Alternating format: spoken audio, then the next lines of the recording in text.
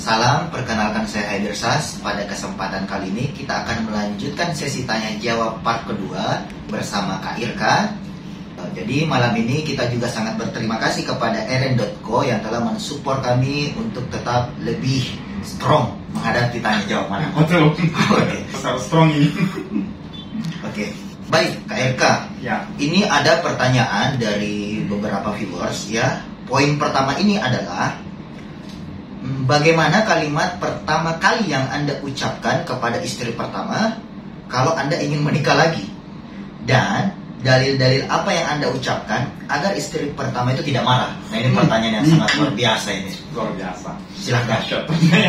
Jadi untuk menjawab pertanyaan itu, saya coba ceritakan bagaimana poligami ini bermula. Oke. Nanti mungkin kesambar pertanyaan yang lain bisa sekalian terjawab. Siap. Ya, begini ceritanya. Jadi saya kan menikah yang pertama itu tahun 2016. Oke. Bulan September. Iya. Kemudian berjalan pernikahan, alhamdulillah berjalan. Di tahun 2018 di sekitar pertengahan bulan ada akhwat yang ternyata akhwat ini suka sama saya. Masya Allah. Dan tahu kalau saya sudah menikah. Jadi gitu ceritanya. Kemudian akhwat ini mencoba memberanikan diri menghubungi saya. Singkat cerita, akhwat ini bilang, "Kak, saya siap jadi istri kedua." Wah, gimana tuh, Mas? Ini kan masalah perasaannya. Iya, baik. Tidak salah kalau ada seorang mencintai, seorang akhwat mencintai seorang ikhwah yang sudah beristri. Itu tidak salah. Yang salah kalau sampai selingkuh. Yang salah kalau sampai mengganggu rumah tangga orang lain. Ini sebatas perasaan dan dia coba ungkapkan kepada saya. Jadi ini terjadi di tahun 2018, 2 tahun pernikahan saya. Baik.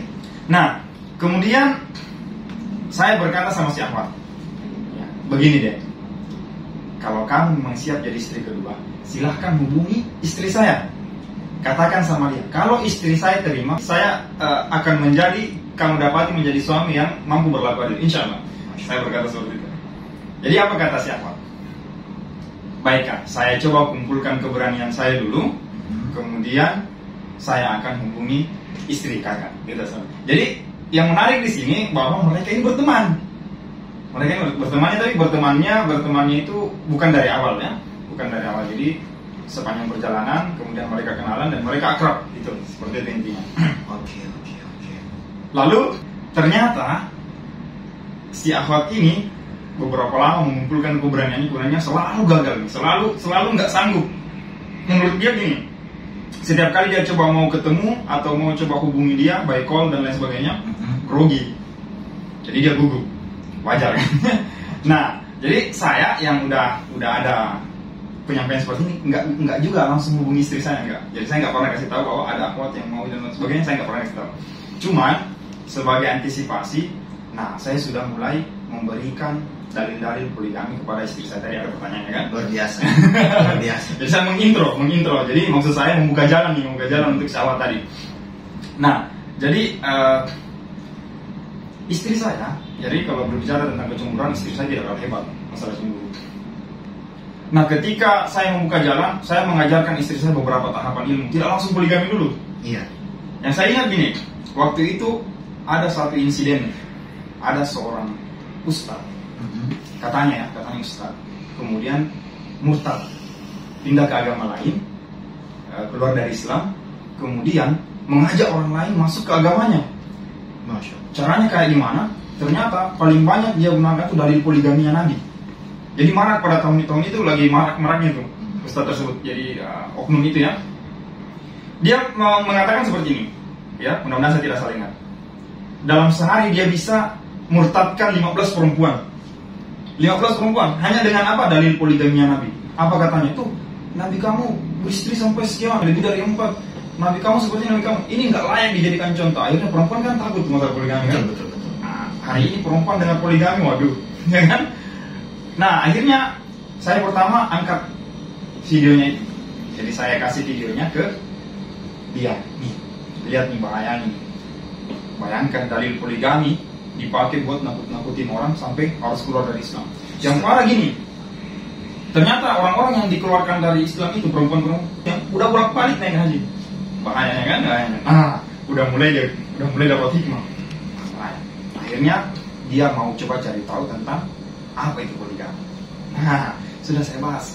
Jadi saya kasih tahu, poligami bukan terjadi di zaman Islam, betul nggak? Jauh sebelum Nabi Muhammad ada itu, poligami udah ada zaman dulu. Nabi Musa kan istrinya ada lebih dari satu. Jauh sebelum Nabi Muhammad ada. Jadi bukan Islam yang memperkenalkan poligami itu. Nah, justru Islam datang membatasi poligami. Nah, itu. Jadi udah mulai tertarik dia. Saya kasih ilmu poligami itu apa. Jadi tahapan pertama tadi kasus dulu, ya kan? Bahayanya poligami. Baru saya kasih tahu poligami itu kayak bagaimana. Boleh enggak? Tahap-tahap demi tahap saya kasih ilmunya. Dia udah mulai paham. Yang ketiga, saya ajarkan dia ilmu ikhlas. Ini nggak langsung ke sana kan? Ini yang luar biasa. Ya. Ilmu ikhlas. Nah, ada prakteknya. Gini, prakteknya kayak gini.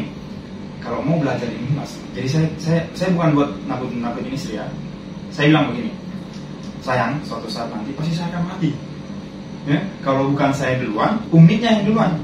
Intinya, suatu saat nanti akan ada yang meninggal gitu. Betul. Nah, kamu harus persiapkan diri. Jadi kamu jangan terlalu cinta sama saya, yang nanti membuat cintamu ke saya itu lebih besar daripada cintamu kepada Sang Pencipta. Betul. Ini kejadian kan yang akan semua manusia hadapi. Kemudian singkatnya, saya tanya, kamu harus belajar ilmu ikhlas. Istri saya bilang, caranya bagaimana? Saya bilang, kamu harus punya latihan. Latihannya kayak gini. Dari semua pakaian yang kamu suka, yang paling kamu suka, sedekahkan sama orang. Tapi jangan sama keluarga kerabat, sama orang yang tidak kamu kenal. Itu latihan ilmu ikhlas. Nah, coba kalau kamu mau, coba praktekkan. Ternyata dia praktekkan. Diambillah pakaiannya yang paling dia suka, terus dia sedekahkan. Tapi saya bilang jangan. Kalau kamu kasih sama keluarga itu efeknya beda. Kalau kita kasih sama orang lain, saya ajari dia supaya gemar bersedekah. Apa yang kamu suka, sedekahkan. Apa yang kamu suka, sedekah. Itu latihan ilmu ikhlas dia. Luar biasa. Nah, jadi terus terang malam ini saya mendapatkan ilmu. Iya. Luar biasa, Masya Allah. Baik, jadi setelah ilmu sudah saya masukkan, waktu itu kebetulan ini sepertinya sudah skenario-nya Allah ya. Waktu itu sebelum poligami itu kan, kebetulan saya ada di tempat mertua bersama dengan istri, bersama dengan keluarga besar mertua. Pada saat itu bulan Ramadan, di dekat rumahnya istrinya ada masjid. Kebetulan saya dikasih amanah untuk membawakan ceramah tarawih. Saya angkatlah tema poligami ini. Nah, pas singkat cerita, pada saat saya sudah di atas mimbar, loh, di depan saya siapa? Mertua saya plus ipar saya. Masya Allah. Persis di depan saya posisinya gitu. Jadi bagus nih saya, ini momen nih. Jadi saya harus dekatkan masalah poligami ini kepada keluarganya dia. Ya kan, masalah yang besar nanti itu bagaimana dengan keluarga istri. Ini kan pasti menjadi pertanyaan sebagian orang. Betul. Iya, bagaimana dengan keluarga istri ketika poligami. Jadi saya intro ke keluarganya melalui momen itu. Nah, pas sekali rasanya. Jadi saya angkat, dan saya lihat para jamaah pada saat itu sedikit memahami konsep tentang poligami yang dijalankan Nabi dalam Islam seperti apa. Akhirnya ini menjadi cikal bakal poligami ini. Setelah melalui begitu banyak tahapan, akhirnya ternyata akhwat tadi tidak mampu beranikan diri untuk sampaikan bertemu. Iya, padahal bertemu dan baik handphone pun tidak pernah, baik itu telepon dan teks. Intinya sampai perempuan ini tadi, akhwat tadi ini dilamar oleh orang lain dan dia akhirnya menikah, dia tidak pernah berani menyatakan hal tersebut kepada istri saya. Sedangkan pada saat itu istri saya ini udah setengah terisi. Setengah terisi. Jadi, wah, udah nikah dia. Saya bilang pada saat itu, tanggung nih. Ya kan? Ini kan udah setengah ini udah masuk, tanggung nih. Akhirnya poligami ini berlanjut mencari akhwat lain. Gitu. Jadi awal mula poligami dari situ. Asal muasalnya ya. Asal muasalnya ada akhwat, kemudian akhwatnya nggak berani, tapi ilmu udah masuk nih. Ilmu sudah masuk. Jadi saya tanggung kan? Istri pertama. Iya, istri pertama tanggung. Istri pertama rasa-rasanya udah setengah silakan mengikhlaskan yang dicintai.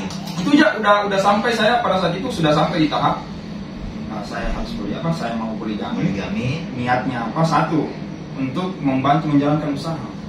Betul. Saya kasih analogi seperti ini. Saya pernah kerjakan adik kandung saya perempuan. Iya. Adik saya jadi admin, udah jalan proses usaha, udah jalan lancar. Beberapa waktu kemudian adik saya ada yang lamar. Nah sekarang setelah adik saya ikut sama suaminya juga kemudian dan buka usaha sama seperti saya. Sekarang pertanyaan kira-kira nih, adik saya ikut suaminya atau ikut saya? Ikut suaminya. Pasti ikut suaminya. Pasti. Jadi ada masa di mana nanti setiap karyawan bahkan saudara kita itu akan meninggalkan kita. Betul. Makanya saya pikir, waduh, memang pewaris yang paling aman ya? Pewaris yang paling aman istri atau anak. Ini. Betul. Makanya saya bilang, kami kan di dalam usaha mengelola 4 divisi. Jadi saya bilang tidak mungkin kamu mau menghandle seorang diri ke 4 divisi ini. Jadi niat pertama poligami saya, satu udah nanggung tadi. Udah nanggung. Strategi pertama. Itu udah nanggung, udah jalan setengah nih. Ya, meskipun awalnya yang pertama nggak jadi. Jadi yang kedua memang untuk pekerjaan, membantu usaha. Membantu usaha. Jadi sekali lagi saya bilang pewaris yang paling aman itu untuk kita wariskan usaha adalah istri dan anak. Betul. Luar biasa. Kemudian yang ketiga tentu saja untuk mengurus rumah tangga. Ada satu masa di mana istri mungkin tidak mampu, kurang fit dan lain sebagainya, itu akan bisa dibantukan oleh yang lain. Intinya dalam hal mengurus rumah tangga, ada yang masak, ada yang ini, ada yang ini, jadi ada yang menjaga anak, ada yang fokus mengajari anak dan lain sebagainya. Ya itu sih diantara beberapa alasan untuk berpoligami. Nah lanjut, istri saya sudah mengizinkan. Setelah istri saya mengizinkan, maka keluarlah beberapa poin-poin perjanjian di antara kita. Yang pertama saya katakan, silakan cari calonnya untuk saya, ini harus fair nih. Betul. Jadi saya bilang saya tidak mau melihat fisik akhwatnya. Silakan kami yang cari. Syarat saya satu, dia harus bercadar. Kenapa harus bercadar? Supaya saya tidak lihat mukanya dia sebelum kita halal. Yang kedua, dia harus pintar ngaji supaya ada yang mengajari anak-anak kita. Yang ketiga, dia bisa membantu usaha. Dan syarat yang terakhir, pastinya kan nanti untuk membantu usaha. Dan syarat yang terakhir, orang ini, akhwat ini tidak mempersulit proses pernikahan, baik dari segi biaya pernikahan, biaya dan lain-lain. Nah ini syarat yang susah nih. Luar biasa ya. Alhasil, saya ingat ada belasan akhwat yang kita ajak dan itu gagal semua. Gagalnya bervariasi. Ada yang memang sudah nggak mau, akhwatnya memang dari awal nggak mau dipoligami, gagal. Jadi kita ada beberapa calon yang kita ajak taruh kan. Ada yang akhwatnya mau, orang tuanya nggak mau. Ada seperti itu. Jadi akhwatnya mau saja, tapi begitu disampaikan ke orang tuanya keberatan. Jadi cara kami itu, kami sama akhwatnya dulu kan komunikasi. Setelah sama akhwatnya ini ada kesepakatan, akhwatnya mau, kita baru ke orang tuanya. Jadi begitu sekian. Jadi ini pendekatan yang saya lakukan sampai ketemulah istri kedua. Ada juga akhwatnya mau, orang tuanya mau, giliran persyaratan pernikahannya yang rumit. Jadi itu juga sampai kita cancel itu batal kan, jadi memberatkan. Jadi karena dia bilang gini, masuk akal ini, karena dia bilang kamu kan mau jadikan anak saya istri kedua. Nah, bagaimana dengan kehidupannya nanti? Apa jaminan untuk anak saya? Sampai dia harus minta uang jaminan waktu itu. Jadi saya bilang, Pak, saya tidak mau beli anak Anda, Pak. Kalau Bapak keberatan, kita kan kemarin sudah menyampaikan kita mau pernikahannya sederhana di masjid, sederhana saja. Tapi tiba-tiba berunding dengan keluarga besar dan keluar keputusan harus ada uang jaminan sekian puluh juta. Istri kedua ini gini. Jadi istri kedua, saya kan ikut halakah sebuah kajian agama. Di sana saya berteman dengan sejumlah ikhwah. Jadi pada saat itu saya berteman sama ikhwah, saya buka loker, ikhwah ini hubungi saya. Ada adik saya yang mau kerja. Nah waktu dia bilang itu saya pikir tuh adiknya laki-laki. Ya silakan, suruh datang bawa berkas ketemu saya. Terus tiba-tiba adiknya hubungi saya nih, udah ada di depan toko. Oh yaudah, sekali lagi saya kiranya laki-laki. Pas datang, ternyata adiknya akhwat. Kemudian ya pakai masker pada saat itu, tapi ya enggak kelihatan mukanya, intinya seperti itu. Bawa berkas, saya terima, kerja. Nah singkat cerita kan pasti saya simpan kontaknya, dia juga simpan kontak saya. Jadi kita di WhatsApp itu saling lihat status gitu. Malamnya pas dia udah pulang kerja atau entah berapa malam setelah itu, dia update status tentang pernikahan. Intinya tuh isi statusnya seakan-akan dia mau menikah. Dia mau dipinang. Iya, intinya seperti itu. Jadi saya langsung, tapi gini loh, saya bukan tipe orang yang suka stalker. Kebetulan sekali. Tiba-tiba lihat, Pak. Jadi saya coba chat, udah siap nikah? Terus saya jawab, ya kalau ada yang cocok kenapa enggak? Katanya seperti itu. Gimana kalau misalkan nanti kasus pernikahan kamu tuh kayak di poligami, kamu terima nggak? Saya tuh poin loh kayak gitu. Kenapa tidak? Wah, katanya seperti itu, Pak. Momen nih. Jadi langsung saya bahas, saya lagi cari calon kedua, bla bla bla. Saya jelaskan, bersedia nggak? Nah, apa jawabannya? Saya bersedia, tapi silahkan temui orang tua saya kalau mau bahas lebih serius. Nah, betul. Akhirnya perjuangan kami terus mengajak orang tuanya sampai ketemulah mufakat, dan dia yang berhasil sampai ke orang tua. Akhirnya kami nikah. Jadi ini awalnya. Jadi tadi dari ya bisa diurut peristiwa poligami kami seperti apa. Tapi dari semua momen ini, sebagian tadi teman-teman yang awat-awat yang kami coba lamar itu sebagian besar temannya si istri pertama saya. Jadi kan saya pertama silahkan carikan akhwat untuk saya. Terus karena akhwat dari teman-teman yang diajak ini menolak semua, akhirnya dia bilang, istri pertama, silahkan cari juga.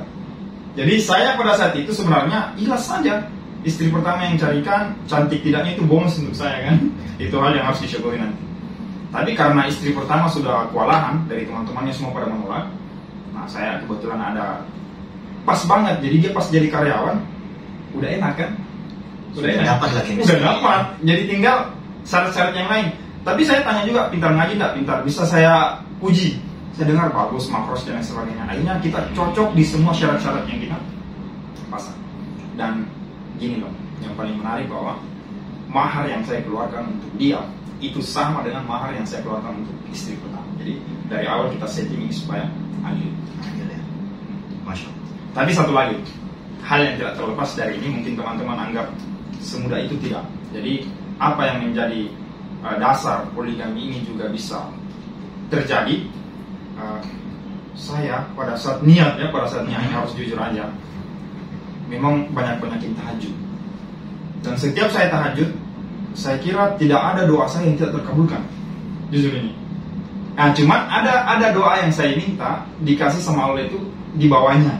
Misalnya mobil kan, saya minta, ya Allah minta mobil Pajero, oh dikasihnya mobil Datsun, ya. Tapi tetap dikasih mobil. Tapi dengan tapi mungkin skala yang atas. Ya, jadi kiranya belajar pakai Datsun dulu. Ya, mungkin mudah-mudahan nanti. Intinya mungkin Allah bilang, kamu ini dulu yang cocok. Kayak gitu. Jadi sama kayak poligami tadi, itu tidak terlepas dari hal-hal seperti itu. Jadi didukung dari beberapa proses spiritual, usaha juga dan lain sebagainya.